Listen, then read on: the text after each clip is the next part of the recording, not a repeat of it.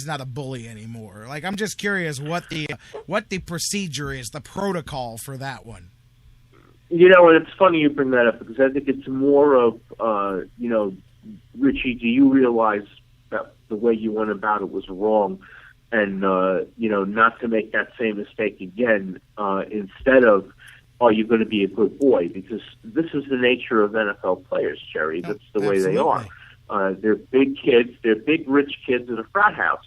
And, they have an 18-year-old mentality, and they're 20-something. They're playing a kid's game for money. And I'm not going to say what's wrong or right about that. That's not my place to say. What is my place to say is, you're supposed to be a college graduate, and you're supposed to be above all this stuff, and you're supposed to be setting an example for people. You're supposed to be a role model for kids. Now, maybe what Charles Barkley says is true, and don't make athletes have to be role models. But the fact of the matter is, they are. And I had this conversation with Mike Ower when he was drafted, and he said, I'd rather be a role model now with everything I went through than some kid look at me and say, hey, he's an NFL washout. So. Yep. I'm with you there. You're listening to the Sports Fix, J-Rock and Dr. Football Bill Chachkes talking a little bit NFL stuff here, looking around, not Brown specific, but I brought it up to start things off.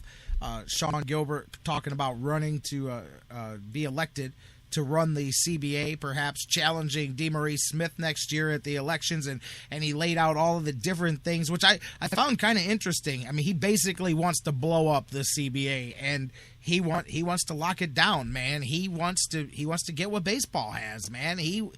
And I think that, I'll tell you, a lot of players nowadays, I think football players, at least the ones that are business savvy, are looking at the league and realizing some of the stuff I was talking about earlier. I was being tongue-in-cheek about the guarantees, but these guys have to look around and go, man, you guys did us no favor. I mean, you struck several times and did us no real favors at the end of the day, because you were broken, and then you were broken again, and you guys were divided. And unlike baseball, which stuck tight and got what it wanted, I just think that the football union is, people say, oh, well, they negotiate these things in the CBA. Yeah, but these are little things. I mean, the fact that their money is not guaranteed, of all the sports, the fact that football's money is not guaranteed is just one of the most amazing things to me, that the players allowed that to happen for all these years. We hear here in Cleveland, with LeBron, people say, oh, well, he's signing a shorter contract because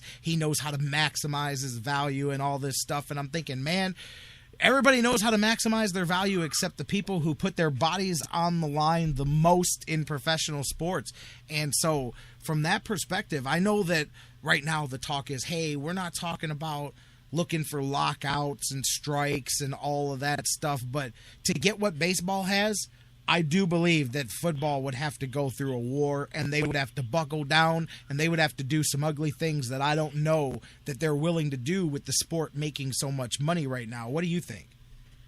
Yeah, that's a good point. And, a lot of these guys don't necessarily want to rock the boat. Nope.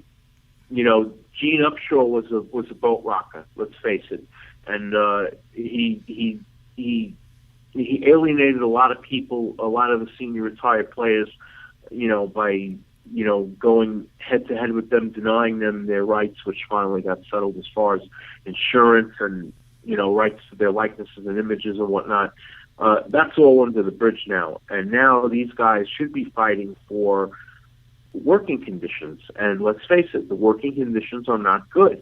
And, I think they went out of their way to give them this contract that had less practices in the preseason, and more guys are getting hurt because they're not ready.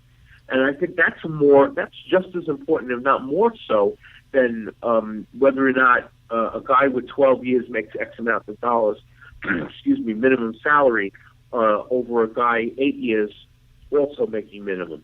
I don't think that's as important as whether or not you guys are conditioned properly and whether or not you work the game. Now,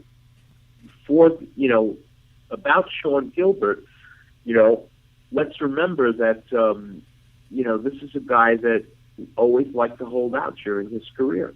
Absolutely. And, he wanted what he's worth.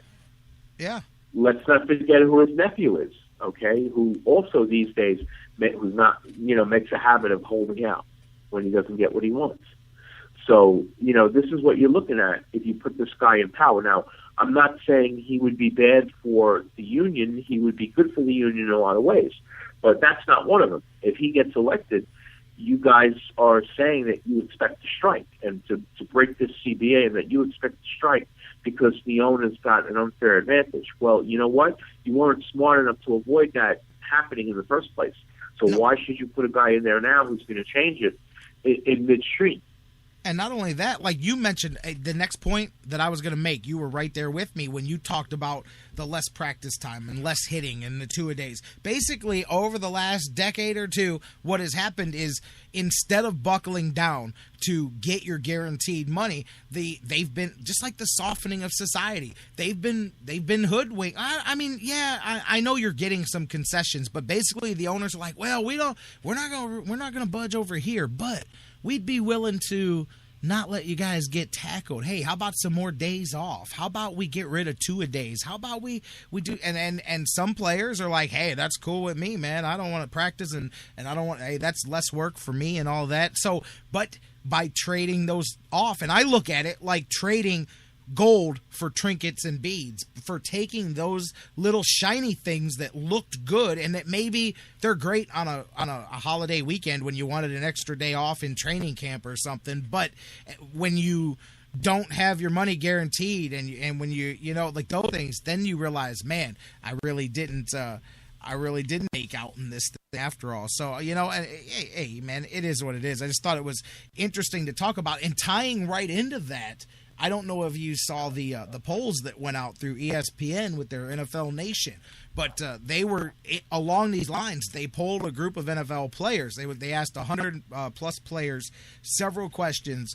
If you could get guaranteed contracts as a part of the collective bargaining agreement, what would you be willing to give back in order to get those guaranteed contracts? Number one with a bullet was the human growth hormone testing, which was 63% of the players said we would do that. Right now, we'll give you the HGH testing if you guarantee the contracts. I was joking with a friend last night.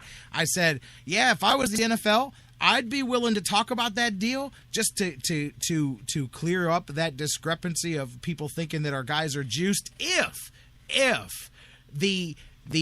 the thing that you had to do, the requirement for that guaranteed contract, you had to be able to take the testing first. If all the players were able, because I could see, you get guaranteed contracts, that's where you get the problems that baseball has, where even when guys get caught, they still get paid, they still have their money, they still have that big contract that steroids helped them get. But that's an interesting thing that they're willing to trade off. I mean, we've known that the owners have wanted the HGH testing for a long time, and it's always like, that seemed like a natural thing. And I'm like, they know what they're doing. They're holding off on giving that up because they know that's kind of the one thing left that the players union has to give back, that they can get something really tangible for. So sometimes we talked, I think 6 months ago, they were talking about trading the pot regulations being lowered as maybe that being a part of it, but the guaranteed contracts, obviously that is what they're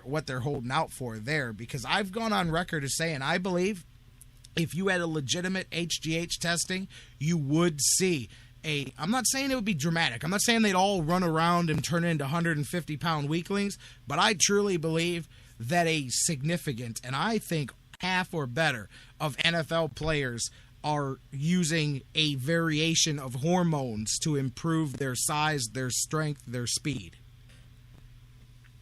Right. It's just like there are a large number of players using marijuana for medicinal purposes as well. Absolutely. And Absolutely. That's another thing the league wants. They want those rules, they want those restrictions loosened as well. And, I agree with what Bashan just said in the chat room. He's absolutely right in the chat room. If they had the guts to walk out and just stay out until they got what they wanted, they would get it. But, that's the difference. When the two groups, baseball and football, went on their various strikes and they walked out, the difference is baseball stayed as a group and said, we are one for all and all for one, and we don't care if the media hates us, if the fans hate us.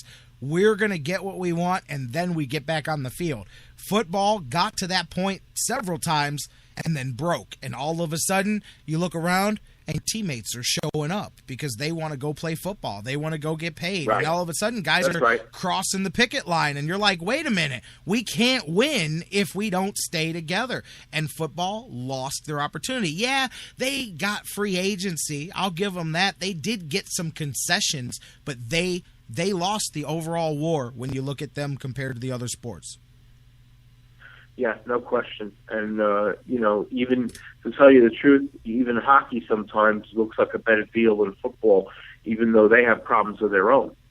Right, but they did the same thing too, and I've got issues with them and the fact that in 10 years they blew through 2 seasons there because of labor strife. I believe if you've got to go through it once, you go through it. You know what I mean? But twice in a decade there, I mean, you got problems, and hopefully they can course correct that there. But yeah, and again, I go back to my original point. It's amazing to me that the one sport where every time you practice, your career could end like that. I mean, you legitimately cannot really say that in baseball. I mean, yes, accidents happen, but nobody goes out for batting practice and goes, I hope this isn't the time I don't come back. You know what I mean? Like, nobody goes to their bullpen session and says, well, this could be the last time I pitch. No. But every time you go on a football field, you make the sign of the cross and you say, please keep me safe because this could be the last time I play football, Right. Absolutely. No doubt about that. And, this is why they have so many different religious prayer groups in the league and in college football. I'm just saying, like, that's what I mean. It's the most risk taken, and they're the ones that have the least protections, So, but are they willing? Like, your point was perfect to wrap that up. Are you willing to elect a guy that is about to take you into a fight? And are you willing to stand strong? Because you can't start that unless you're willing to finish it. And I don't know, and I know that none of them want to, but that is it. Like you said, Vashon's point was the perfect end to it. If they all stuck together, they would get everything that they want. And there's a big enough pie. And you know what? And there's a kappa to that, J-Rock, and maybe you guys listening and you guys in the chat room will agree with me or disagree with me, but this is from my observation of doing this for 30 years. Plus, the quarterbacks are the guys that make the most money, or the quarterbacks and the wide receivers. Yeah, and if they're not on board with it, it's not going to happen. So if you don't get the quarterback and the number 1 and number 2 wide receivers to stay out, you won't have a strike. That's funny you bring that up because, and I was younger at the time, so I guess I don't know all of the business behind this, but I remember my dad, and I remember, I was younger, but I remember when they started the quarterback club back in the late 80s, and thinking back, that's almost a separate. I know it's not a union, but they kind of organized all the star quarterbacks together, and they were licensing themselves out. They actually had a separate licensing for the quarterback club. I don't know if you remember that or not, but that's almost touching on what you say. They almost, like I said, they didn't create a completely separate group, but they did kind of separate themselves from the mass of players. I don't know if you remember that. I don't think it still exists, but I do remember a little bit of it. And I remember at the time, I remember Marino was one of those guys. Oh yeah, and, yeah. I think Kozar was. He said, too, "Hey, if I could." I think his comment was, hey, if I could do something that makes me a little extra money, aside from picking up my check from the Dolphins every week, then why not? He says, I have expenses, I have bills, I have kids. And he was right. And, the league took a lesson from that, and that is why they are so marketing-minded now. And this is why they're going to be moving the draft around from city to city, because they want to put the draft in larger venues that see 20,000 people, so they could charge $10 a head to come in and watch the draft. Yep. Oh yeah, that's amazing to me. That's amazing to me right there. That don't get me started on that. That they pay and they fill that building to go watch the draft. Like, man, that takes. I get it if you're working it, and I get it if you're going. Like, if your team's got the first pick or something like that, you're gonna go have your party there, or even the first round. But man, the cats that are still there in round 3, round 4, round 5. I mean, hey, man, and you don't work there. More power to you. You highly love the game of football, man. More power to you there, brother. But well,